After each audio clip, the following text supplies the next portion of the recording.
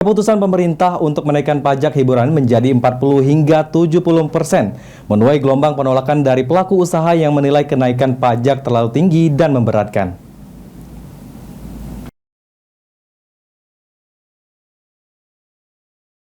Menurut salah satu perwakilan manajemen mal di Kota Palembang, Ongki Prastianto, keputusan pemerintah untuk menaikkan pajak hiburan jasa tertentu menjadi 40-75% dinilai tidak wajar dan memberatkan.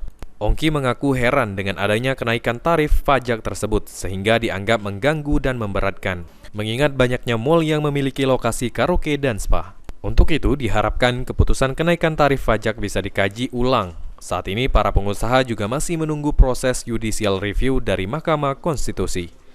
Kalau dari kita lihat kan itu pajak hiburan itu kan lebih ke hiburan malam ya Pak ya, ke diskotik ya, karaoke dan sebagainya itu kan yang 40-75%. Iya. Kalau yang biasa kan nggak begitu signifikan kenaikannya. Jadi terkait hal itu saat ini setahu saya dari Parekraf sedang mengajukan judicial review ya di Mahkamah Konstitusi.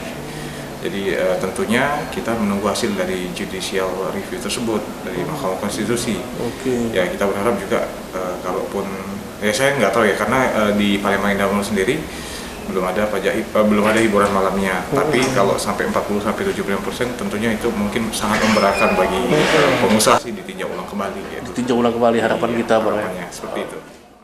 Aji Delia, PAL TV.